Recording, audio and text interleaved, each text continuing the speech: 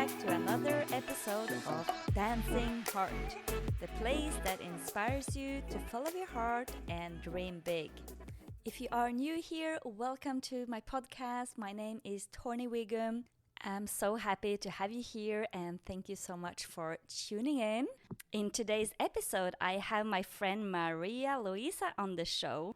Maria and I met here in Playa del Carmen some months ago and we instantly connected and became good friends. Maria is also a single mother. She has a daughter that has special needs. Her daughter was born with Down syndrome and they have been living here in Playa for the past 1.5 years. And in this episode, Maria tells her story on how she ended up here in Playa, how the life is here in Mexico, how it is to live here on a daily basis in Playa del Carmen in Mexico with her daughter, and also how she had to redefine success after her daughter was born. Because when she was in her early 20s, she went to Hollywood to go for her big dreams, to work in the film industry and to live her free spirit life in California. So let's welcome Maria on the show. Yes, welcome back to another episode of Dancing Heart. Whoop whoop. Whoop whoop. I'm sitting here in a Mexican apartment in downtown Playa del Carmen with my good friend Maria Luisa Cianna.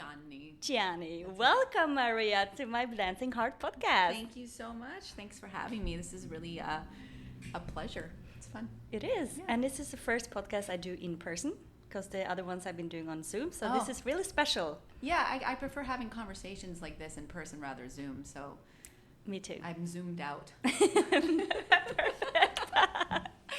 Oh, well, let's dive in and see, what makes your heart dance today? Today or in general? I think every day. I know this is kind of cliche to say, but my daughter. It's so I think the little things too, like waking up to sunshine every day, having a cup of tea, reading my Bible, watching my daughter play, and dancing with her. Dancing Heart, that's very appropriate actually. Little things in life, being creative. Specifically though, watching my daughter overcome certain challenges in her life and being independent, watching her grow up into a young lady. She'll be 12 in a few months and she's already trying to cook and does her thing. And to me, that's really special because she was born with Down syndrome. And so I was told not to have big expectations of her. And so I was like, yeah, just watch. And she's super independent. I mean, I still help her, of course. So when I watch her do the things that we worked so hard on when she was younger, it brings me joy because I know, okay, I did my job. You did. I did my job. Yeah. Amazing. Yeah. I love that. Yeah, and she's such a sweet girl. She is. Yes. She's a good girl. Mm-hmm. Okay, Maria, tell me a little bit more about yourself and your story.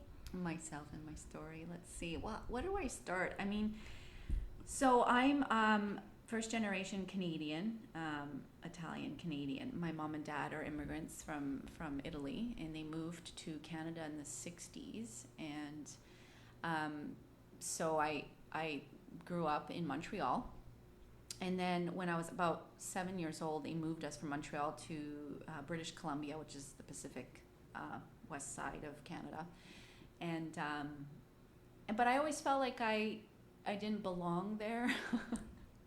I don't know what it is. I just never felt I was misplaced. I always felt like I was misplaced living in Canada. And Canada's a beautiful country. I just don't like the politics of Canada and what it's become over the years.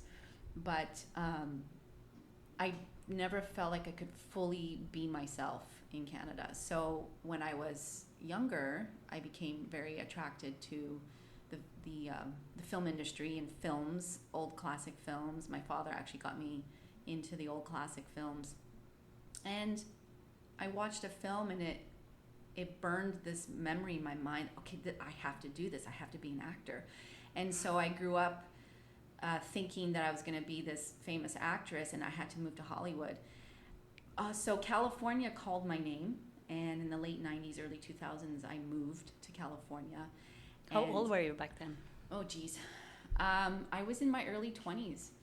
Nice. It was my early 20s, late teens, early 20s. And With big dreams. I had big dreams. I had the big, I had the stars in my eyes. I had the big Hollywood dream of I'm going to move to California and I'm going to be a big star and I'm going to be famous. And we talk about success, and I felt for many years that was success. That I had to be someone very important and have lots of money and have the nice cars and the fancy things and the material lifestyle. And be famous. And be famous. And, the fame never happened, but certain successes happened. What happened in Hollywood? Oh, gosh. What didn't happen in Hollywood? I have to say, honestly, before social media happened, before smartphones came out, nothing against them, because we wouldn't be where we are today without, social media is good and bad, right? Hollywood was different. LA was different. It was a different lifestyle. I had really the best time in Los Angeles. I have great memories. I met some amazing people. I still have a very dear, close friend of mine who's traveling in India right now. So I have really fond memories of Hollywood and what it was. And I grew up so quick, and I learned so much. And it really embedded a lot of things in my mind about, I learned so much about culture and lifestyle and health. And I don't know, it was a romantic period in my life. I don't know how to explain it, but something about Hollywood in that time was very romantic. And, I was a free spirit. I was, going to Venice Beach, and I was going to Santa Monica Beach, and I was just living this free lifestyle, this carefree lifestyle. And it was for the first time in my life I felt like this is where I belong. This is where I felt like I really belonged there for a while. And then did you make it to the top movies, by the way? No, gosh, no. No. I didn't do big, huge Hollywood production films or anything like that. I spent a lot of time there, and then going back to Canada, and I had an agent back in Vancouver as well, and I did some work over the years. I did a lot of sci-fi shows, bit parts here and there, but nothing. But you made it to the screen. I made it to the screen. Nice. That's a success. Yes. It may not be all the riches and the fame, but that was success. Getting an audition is one thing, and actually booking a job is something else. And so to actually be on set, I have to tell you this story though quickly. My first TV show that I ever stepped foot on, the set was 21 Jump Street, years and years ago, when Johnny Depp, and years ago when he was very young. It was the last season of 21 Jump Street. So I was very young, and I'm in my mid-40s now, so I had been in the business for a long time. And then I got married. I met someone, and I got married very young, was 25, and that didn't work out. And in 2007, I moved back to Vancouver for a bit. I started working in the film industry. I was booking more jobs in Vancouver, and then I took that money, and instead of investing into a home, I decided to go to Europe. I'm like, I'm out of here, free spirit, I'm leaving. And so I went to Europe for a bit, and I met my friend, a friend of mine in Italy, who was from Seattle, and she lived in Los Angeles, and she begged me. She's like, come back to LA, you got to finish your story in LA. I'm like, no, I'm never going back to LA. That's gone for me now. I had other endeavors I wanted to do, and she said, no, you have to come back. And so in 2009, I went back to LA, and we were living together, and I was back in that free spirit mode. I can never sit still. This is the thing about my life. I'm a free spirit. I can never sit still. Mm-hmm. I've never ever felt settled in my life, because I always felt like I had to move around. I know there's something to do with my past. I know there's meaning behind all of that. So I did go back to LA, and I got involved with a theater company in Los Angeles called Theater 68. And after that, I got pregnant.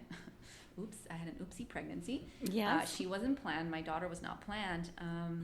But I think I believe that she chose me as her mother, and there's a reason why I had her. I'm still figuring her out, and she's still figuring me out, and we're still figuring out our journey together. Mm-hmm. But if it wasn't for her, I think I'd still be in LA doing really nothing.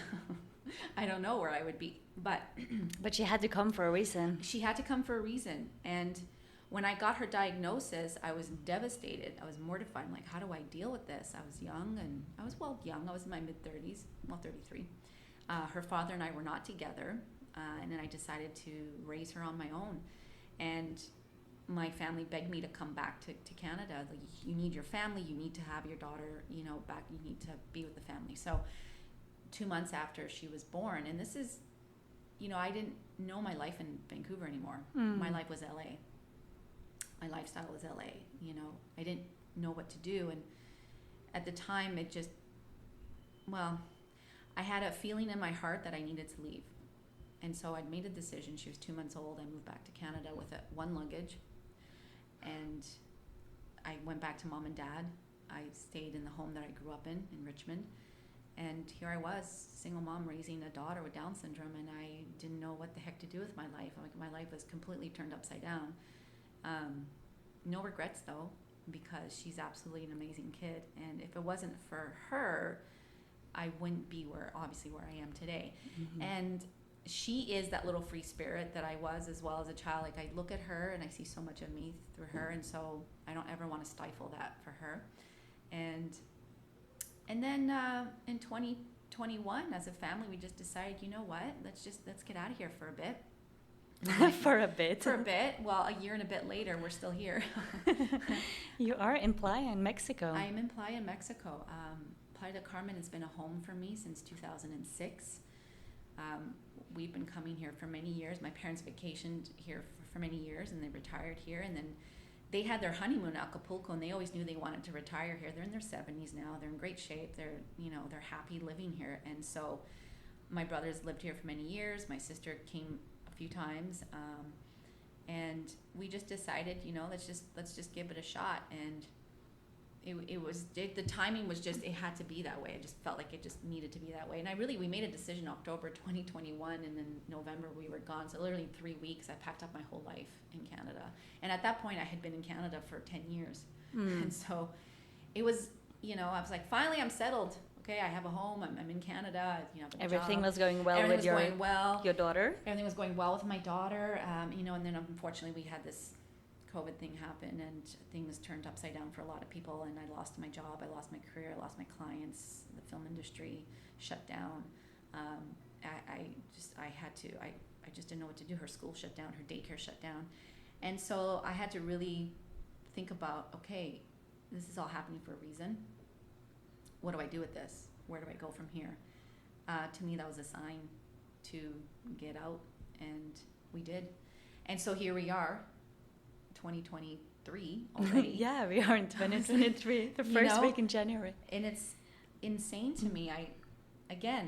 Starting over, I came with 2 pieces of luggage. I got rid of everything. I have 6 boxes to my name in Canada. Mm-hmm. And my sweet friend, she was kind enough to take my stuff and put it in her storage in her basement.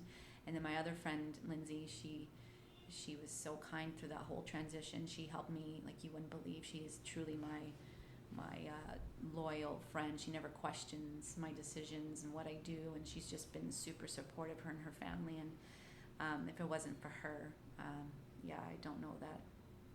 She just helped me tremendously, and I miss her dearly. Like, I want to go back and visit my friends, but I haven't gone back in a while, and I want to go back. I love it here so much. It's too cold over there. It is. It's and when you freezing. come here, it's just like, one more day, one more week, one more month, Exactly. and suddenly you're ending up staying here forever. I'm staying here. And I think also my daughter's been coming here since she was a year old. We had her first birthday here. We had her third birthday, her fourth birthday. I think we had her 6th birthday here. I mean, it's always been like a second home for us. And so we're like, well, why not? And so I have my residency temporary here. And I'm just going to, every day, it's not that hustle and bustle like it was back home. Mm-hmm. So how was it back home when you were a single mother? You had your daughter with special needs, and it was nonstop survival mode. Mm-hmm. For how many years would you say? Since she was born. Yeah, because it changed your life completely. Completely changed my life. When you're told that your daughter is not going to be able to do certain things, she's labeled already. I took it upon myself to just ignore that and be like, yeah, I'll show you. I'll prove it to you that she can do these things. At 4 months, she was doing sign language. 4 months? At 4 months old, we were doing sign language. 4 months old.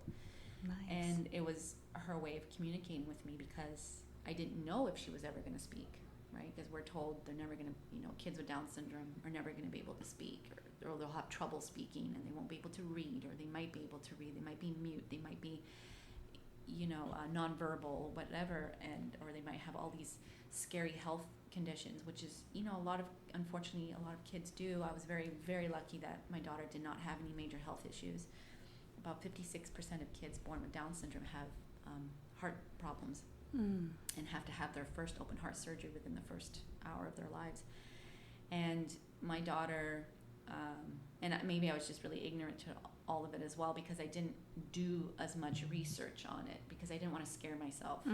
I was just going to ask, were you scared when you heard all of that? Yeah. I was a few months pregnant when they did the test, a blood test, and they said you have a 1 in 100 chance that she's going to be born with Down syndrome.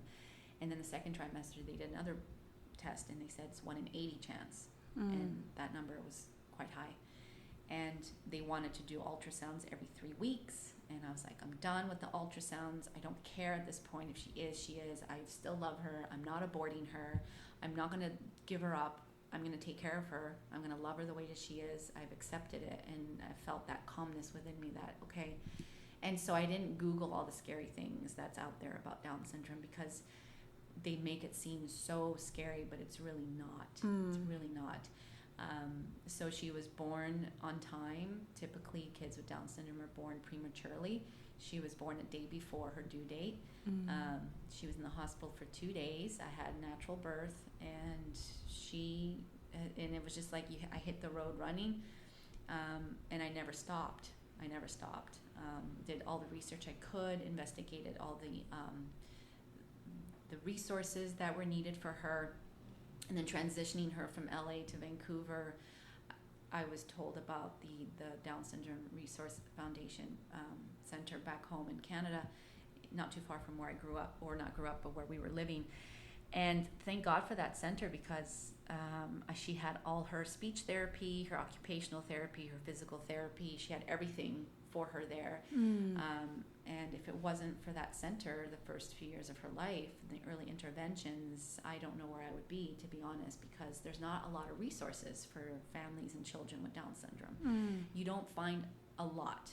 And a lot of the information out there is archaic. It's old. It's not correct, and it's scary. And so we do our best in the community to give positive feedback and positive stories for women who are going through this. And so when I was pregnant with her, I reached out to some moms back home, and they connected me to the Down Syndrome Center. And so honestly, she surprises me and amazes me every day. She reads, she writes, she speaks totally fine. She has full-on conversations with people. She's extremely friendly. Here in Mexico, she's speaking some words in Spanish. She tries to have conversations in Spanish with people. It's the cutest thing. She says hi to everybody in Spanish. She asks people how they're doing in Spanish. So she's extremely smart, and I'm really grateful that I'm here with her because I homeschool her, and for me, a day of homeschooling could also be a day at the beach. And she learns, like yesterday, we were at the beach yesterday, and we learned about sea urchins. There was a sea urchin right there, and she held it, and I took photos of it and videos. And now she wants to do a story or a little thing on a science project on sea urchins. So nice. It was scary. It was really scary at first. The first few years was adjusting and also figuring out her personality. I mean, that's like that for every parent. You have to figure out their personality, yes, right? And also because I have nothing to compare her to. I don't have other children. She is my only child, and so for me, I never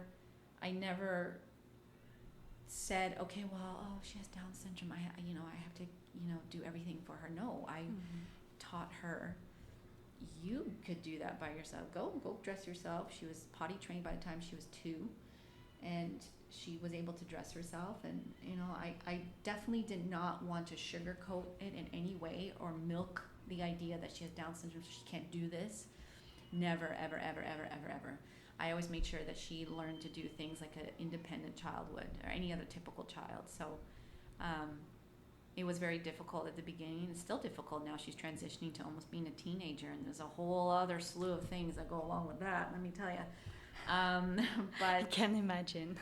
well, I mean, it's I can't even, at the thought of it, she'll be 12 this year, and that's scary to me already that she's 12. What happened?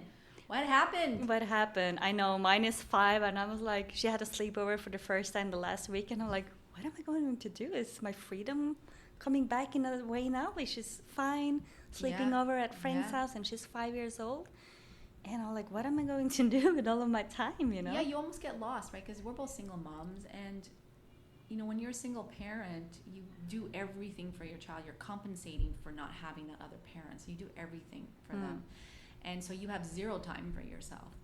That happens. And a lot of women lose themselves. They forget what their joy is. They forget what brings them happiness, the little things in life, whether it's sitting down for half an hour and reading a book, whether it's going for, a facial, or even getting your nails or your hair done. I know it's so shallow, but it's that little bit of self-care, reading a book, like I said, or having a cup of tea and just sitting quietly with your thoughts without being interrupted every 2 minutes. It's important to take that time, It especially as a single mother. Especially as a single mother, but we forget to do that. We burn ourselves out. And so when the time comes for them to go to school full time, and now you have all that time for yourself, you do get into that position where you're like, okay, oh my gosh, what do I do with myself? I don't know what to do anymore. I don't know, what does this mean to have time for yourself? And it's a sense of freedom, and then you feel guilty. You go through this guilt stage where, like, oh, they're in school, I can't do this, I can't do that. You feel guilty for some reason, and that's something that mothers always live with. Did you feel that also when you lived in Canada, when she was in kindergarten and you were at school? Totally. Yeah. When she started kindergarten, she was 5, I took it upon myself to, I don't know why I did this, I felt spontaneous. I enrolled in interior design school, and I went to interior design school for 3 years.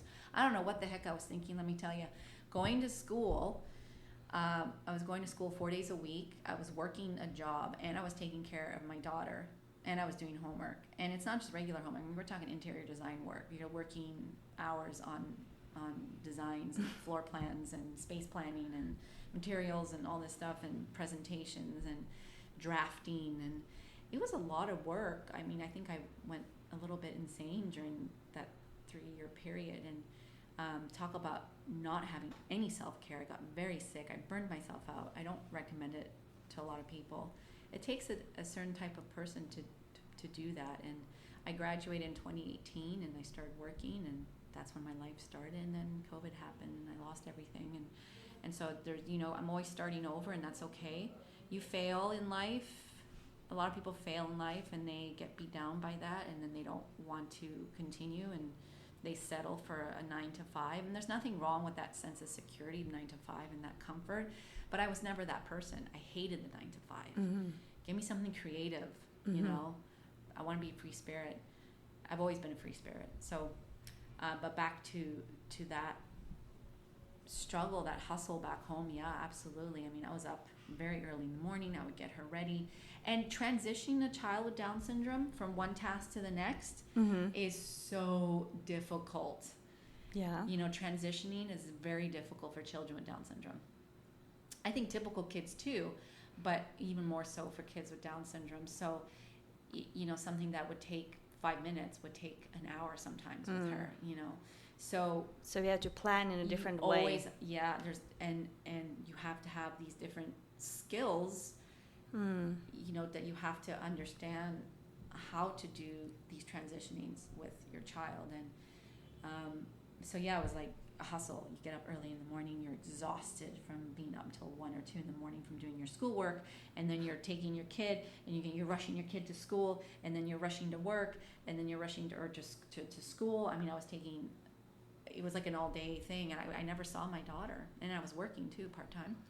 I never saw her, so it was a lot of sacrificing, a lot of burnouts, that hustle and bustle. So being down here, I don't know, it's just a different... How was the transition for her coming here to Playa? Um, And for both of you. it was, I mean, gosh, it was a bit of, it was a sense of relief in a way.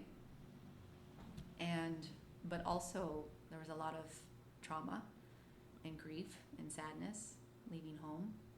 I mean, it's not a secret that a lot of Canadians left Canada during the pandemic and after the lockdowns and the restrictions and everything that happened to a lot of people in home. You know, people's lives were torn apart, and there was a lot of that trauma happening with so many people. So a lot of people left, and we're one of those people that came here. And it, you know, when you leave your home in 3 weeks' time, you don't have time to think. You pack and you leave. Your body wants to feel safe. You just want to take your physical body and feel safe. And you take your kids' physical body and you want to make sure that they're safe. And we came here without really having any plans. And so I had zero plans. Zero. We had a 2-week rental. That's it when we first got here. It was just 2 weeks. We were in Airbnb by the beach. And then after that, it's like, okay, we got to find a place to live. Okay. Which is not very easy to do here, you know. So that transitioning was difficult for her, but also Graciela, she's mindful, but that kind of stuff doesn't really affect her in a sense that I don't think she was really aware. She knew we were living here, but she wasn't really aware of everything that had happened. And it's not that I didn't tell her. I always talk to her about it. We always talk about our memories back home, and but she has never once said to me, I want to go back. She's never said, I miss home. She said she missed her bed. That's all she said. I miss my bed. I'm like, I don't blame you, kid, because this mattress sucks. Yeah, of course, there's certain things that they always will miss. And some people back home and some activities they used to do. I have that with my daughter. She's missing the snow, for example. Yeah. For instance. Yeah, no, my daughter, no, she misses her bed. She never talks about it anymore. She did talk about school. She missed some parts of her school, certain people, mostly her teachers. Yeah. We miss A&W burgers. For you Canadian fans, you know what I'm talking about. You know what I'm talking about. Those A&W burgers, and we miss that. Is such a good, you know, little things. She misses sometimes the Down Syndrome Center. Yeah. I miss certain things. I mean, yeah, I miss a certain part of my life. I miss the forest. I miss the mountains. I miss sometimes the cooler weather. I can agree on that one. Yeah, I think, you know, because where you're from and where we're from, we have mountains, we have snow. But here's the thing. Mexico is such a huge, vast country. And there's so much to do here. And there's so much beauty. And you could go to different parts of Mexico and it feels like back home. There's pine trees and forests and lakes and there's mountains. And that's the beauty about Mexico is there's so many parts of Mexico that it is like back home. And yet we're on this side here where it's really hot and tropical, which, I mean, listen, when I was in elementary school, I remember this girl I was friends with. She used to come to this place called Cancun. And we were so young. This is years ago, right? This is elementary school. And I'm like 46. So it was a long time ago. And she came back one time with this glass bottle of sand. I have never seen white sand in my life. And I'm like, oh my gosh, what is this amazing paradise? She's like, oh, it's a place called Cancun in Mexico. I'm like, Mexico? What is Mexico? And so for years, I thought, even on my vision board as a kid, I used to draw palm trees and, you know, I imagined myself laying out in the sun on the beach here. And now here I am. And I live here and I'm living that dream. That vision board. That vision board that I had many years ago. And so I feel like so much of my life and so many things I've experienced was my vision board as a kid growing up. Like Italy and France and LA, you know, all the things that I accomplished. And now here in Mexico. Now we're coming here to Mexico. Yeah. And so we talk about success and we talk about your definition, what success is. For me, it was the material things. I always thought, because this is how media and Hollywood and, you know, people paint success as having the fancy car and the, and then the money in the bank and all that. And to me, it's not that anymore. It's not, to me, it's being able to pick up and go whenever I wanted to go and still do it with a kid. You have this, a lot of people have this idea in their head that once you have kids, you have to be settled and you can't move around. It's not true. It's not true. You could take your kid, like you're a perfect example of that. You're leaving, you left home, to travel with your daughter, and look at how amazing, what a great experience for our kids, our girls, to be able to experience different parts of the world and different cultures and languages, food and languages and people and different neighborhoods and different senses, and so to me that's success. To me that's a blessing that I get to hold on to, that I've been able to travel with her. I never had a lot of money in the bank, but that didn't matter. It never stopped me from having those experiences. And I've been so fortunate and so blessed to be able to do all those things. And I'm just really happy that and it's not over. My story's not over. It's not over. You are still writing it. I'm still writing every day my chapters. I'm happy to be here. Everything is temporary. Thank God my daughter transitions pretty well from one thing to another. She's pretty chill, she enjoys, she's such a happy kid. And yet people say, oh, kids with Down syndrome are so happy all the time. Like, yes, they are, but they're also moody, and she has her mood swings, and we have conversations about feelings often, and I'm always very sensitive to how she feels, and if it doesn't feel right for her, or if she feels sad about something, I'm always we talk all the time.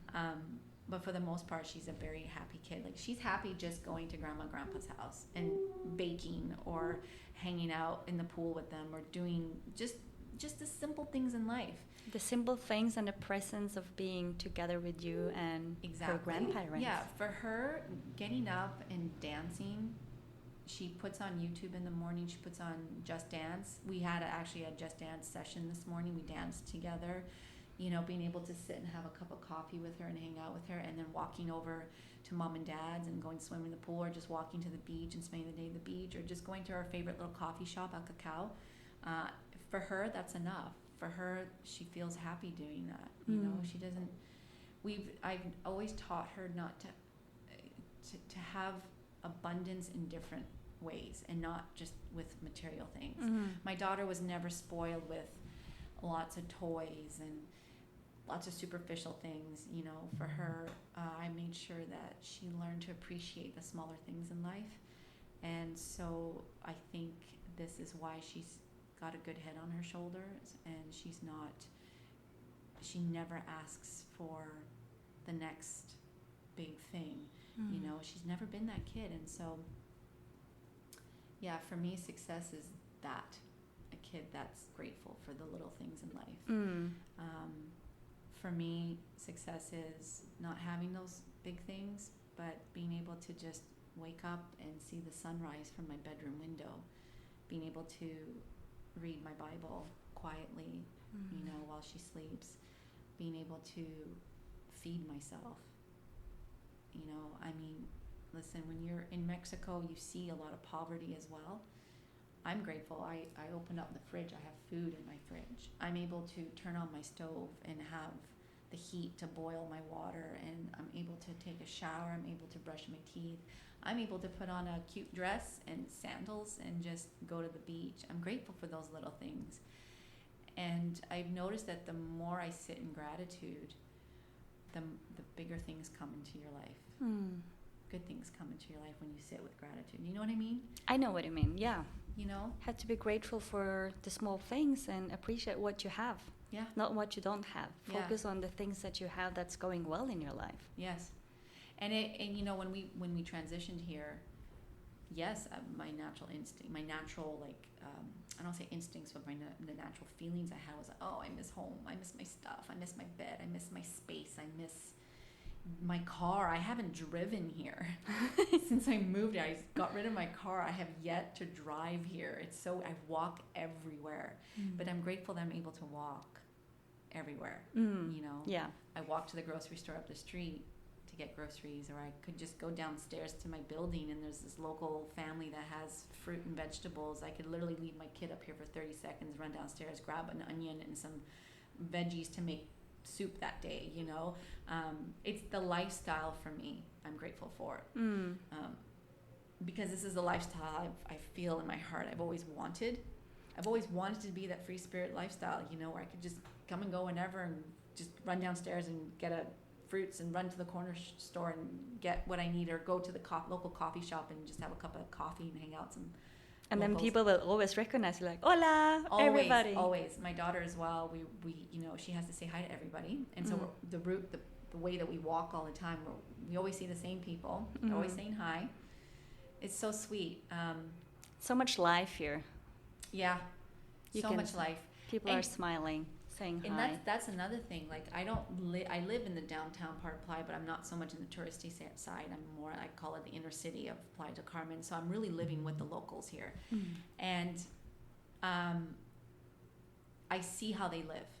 They don't have much. They don't have the fancy cars. They don't have the groomed front lawn. They don't have... I see this one couple I know, this family, they sleep in hammocks. They don't even have a bed. They sleep in a hammock. And I look at that, I think, God, we're so lucky, you know. But then I look at them and I see how happy they are. I'm sure they probably want more in life for themselves and their kids, but that doesn't matter to them. They're not attached to material things. For them, it's family, food, culture, and God. For them, it's about constantly being with family, celebrating their families, celebrating birthdays and parties. And to me, I look at that, and that really taught me being here, that all that stuff that I missed back home, is none of that stuff matters. None of that matters. I see how they live, and it's like, it's such a simple way of life, and they appreciate being alive every single day. And we were so spoiled back in Canada with all the amenities and all the stuff, just stuff. And really, was I happy? No. I'm way happier here. So much happier here. You know, I don't have much, but I have a lot. You have a lot. You have everything you need. I have everything I need. There's a difference between needing something, like, you know, just basic survival stuff, and then just wanting something. Yes. And I find myself here, although, you know, of course I would love to live in a bigger place, you know, maybe have a car one day, of course. But I'm okay the way things are right now, because this is my journey right now. This is temporary. And like I said, as long as I live in gratitude every day, I know that I'll get those things. I just leave it, you know, to faith. And I think it's also, what I'm learning is letting go of control. Yes. And that was a big one for me. I felt back home I had to always be in control with everything. But the truth is I was never really in control. I was actually out of control back home. I didn't have control of everything. And so that transition of learning to let go and shedding my old self in this role or character I used to be, I guess, back home, it's hard to let go sometimes, but it's not bringing me any satisfaction holding on to that, right? And once you let go of that character or that role that you were playing, you leave yourself open to more experiences and finding out who you really are. You know, I don't know, I feel like for so many years when you're a single mom, you become the role of the mom, right? Yeah, you do. You become this role of a mom that you just forget, like I said, you forget everything else, all the joys. My daughter called me by my first name not too long ago, and it freaked me out. She goes, Maria. I go, oh my gosh, you call me by my first name? And then I had this feeling that's like, yeah, I'm not just your mom. I'm Maria. I'm Maria Luisa. I'm a woman. I'm not just a mother. I'm a woman. You know, I have goals still. I have dreams. I stopped doing the things that I wanted to do when I was living back home. I was I don't know, I was distracted, I think, a lot back home. You become distracted. You do. You could become distracted with all that noise around you. And I feel like here, it's not like that. I don't know how to explain it.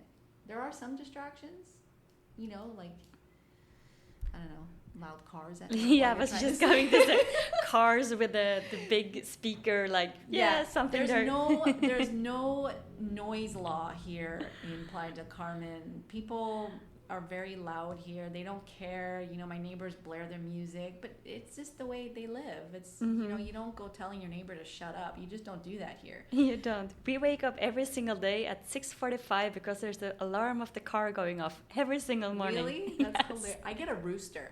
Okay, that's better though. I have a rooster at 5:45 every morning. I hear this thing, and it's funny because you wouldn't think you get a rooster in the city, but in this neighborhood, a lot of the locals have roosters in their little courtyard. It's the funniest thing. I see him too every time I walk by. I'm like, this is the little sucker that wakes us up every morning. But to be honest, I'd rather wake up to that than to an alarm.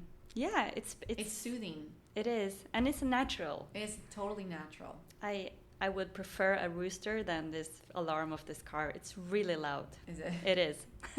We get the motorcycles in the middle of the night, or the Harleys racing down Constituentes here. Just you could hear them at the red light, and they're revving up their motors, like their engines, and they go, and all of a sudden they take off, and it startles the crap out of me. It's like 3 or 4 in the morning. I don't know. People don't sleep in the city.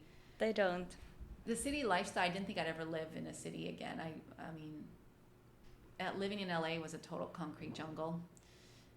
Here it's a bit of a concrete jungle, but we have the beach. At least you have the beach. We have the beach. And you have the cenotes. We have the cenotes. We have the sunshine. You know what I love? I love being able to go out at night with just a dress and not having to wear a scarf or a toque. Yeah, just the clothing. The clothing. Just that, again, that's that free lifestyle. I love being barefoot. It's funny, I was telling my daughter a story this morning because she didn't want me to tie her hair today. She's like, no, Mommy, I want my hair to blow in the wind. And I started cracking up, and I said, Mom, I said to my daughter, I said, you know, my mom, your grandmother, used to hound me when I was a little kid because I remember in the winter, in the freezing cold in Montreal, my mom would kept throwing a toque on my head. For those of you who don't know what a toque is, do you know what a toque is? No, I don't. A toque is, it's such a Canadian thing. A toque is, it's like a beanie. It's like a knitted, hat that you wear over your ears and your head. Okay, so we call them toques in Canada. So my mom told me as a child, I used to always take my toque off because I loved the wind blowing my hair. I loved it blowing in my hair. And I was laughing this morning because that's what my daughter wanted. She's like, I want the wind to blow in my hair. And I started laughing because that's what I mean. I was very stubborn like that. I was a free spirit. I'm like, I want the wind blowing in my hair. I love the wind blowing here. I'm an air sign, so I love having my windows open, the wind, the breeze flowing through the apartment all hours of the day. I don't know where I'm going with this, but the point is the free spirit feeling. The free spirit. And you have the feeling here that you had in Hollywood back in the time? Back in the time, yeah. When I was in LA, I had that free spirit feeling. In Canada, I didn't feel that at all because it's cold. You're stuck inside all the time. Your windows are closed. You're like, you have the heat on. It's freezing, you're in the rain. So it's very liberating. I know this is a lot. It feels better for my soul being here. I love that. And I can't wait to discover more of Mexico. I can't wait. And Italy as well. My family's from Italy, and we were there in 2019, and I see how my daughter, how much she loved it. She just, did her thing. Here's this kid. She does her thing, right? She does her thing. She's just running around the streets in Rome. Every time she saw a street performer, she would stop and watch them and dance. She dances all the time. So she's a free spirit as well, like her mother. She absolutely is. She is. Yeah, she really is. She's extremely stubborn, like her mother. That's why you're here. That's how you come so far, I believe that. I think so. It's that will. It is. It's that will. I can. Yeah. I think I have the same. Yeah, you totally have the same. There's not a lot of women in this world who are single moms that would take their kids and just go traveling with them. I did meet a mom in Expuha last week. She was walking the beach holding her daughter, and my daughter looked at her, and she looked at me, and she says, "Mom, she has Down syndrome." So she recognized this other girl had Down syndrome. I go, "Oh my God, you're right. Go say hi." So the lady puts her daughter down. They're from Colombia. This woman and her daughter, her name was Isabella. She was the cutest little kid. So here's two girls. One's 11, one's 4. I think she was 4. They both have language barriers. You know, my daughter doesn't speak Spanish, and this little girl didn't speak English. The mother spoke English. They've never met until now, but something about they had this kindred energy and spirit about them where they just sat on the beach and they played with the dolls, and they just talked to each other in their own languages, but they understood each other. So beautiful. How beautiful is that? And I feel like, I don't know, I've had several experiences with her when we were in Italy. Once we were in Rome, another time when we were in Capri in the south of Italy, where my daughter saw a girl in Rome at the Roman Forum, actually, this girl with Down syndrome, and right away this girl with Down syndrome approached her, and my daughter approached her, and they just connected on this level. Again, language barrier, but they just connected, and then she connected with another girl in Capri. This girl looked at her, and she couldn't believe she was seeing my daughter. She was actually pointing at Graziella going, "That's me. That's me, Mommy. That's me," to her mom. And again, language barrier. But there's something really special about that connection, that bond. And now here, and we've seen several families with kids with Down syndrome here, and I look at that and I think, I don't know that my daughter had those kinds of experiences back home. She didn't. It was very isolated. I felt very isolated back home.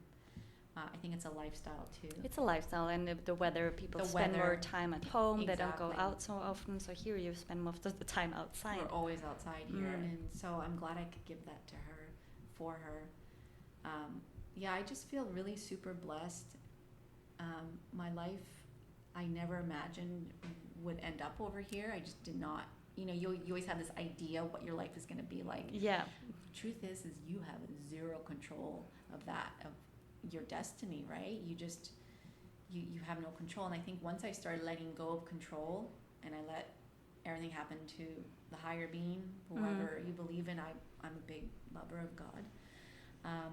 I believe that God chose this path for me and for her. We were meant to be together here. And now I see myself traveling some more with her, possibly going back to Italy with her. My daughter's worldly. She was born in Los Angeles, so she's American, to a Canadian mother, so she's half American, half Canadian. And I'm Italian as well. I'm Italian citizen. So she also has her Italian citizenship now. So she has and now I'm working on getting her status here in Mexico. Nice. Yeah, so she's an international one. Yeah. And that's what I wanted for myself. So to be able to do that for her, great. Amazing. Yeah. I love that. Yeah. So I just want to thank you so much for sharing your story and for being so open and vulnerable. Really appreciate that. Thank you. Thanks for having me. Yeah, and I just want to finish ending the conversation with asking you one last question. And I'm just so into quotes. I like quotes, and not quotes, but advice, Advice. Yeah. What was the advice that you wished you had before you had Graziella, that you would tell your younger self, or just your younger self? It doesn't have to be Graziella, but what was the advice you would tell your younger self? Not to take everything so seriously. And again, this comes with trying to control everything in your life. I wish I look back, if I could tell myself, my little girl self back then, or even my teenage years, even my 20s, would be, don't take everything so seriously. Just relax, enjoy the process every day. I don't know why I took things so seriously all the time. I think we can all relate to that. I can do as well. And sometimes, even now, it's like taking things a bit serious sometimes. And be like, loosen up a little bit. Yeah, like, who cares? Who like, cares? Who cares? You know? Live your life if I your drop way. something, I used to get so upset with my, like, look at the mess I made. And I used to be so hard on myself. I know. So hard on myself. And so I think also, too, that would be another thing I give myself advice to if I was younger. I'd say, don't be so hard on yourself.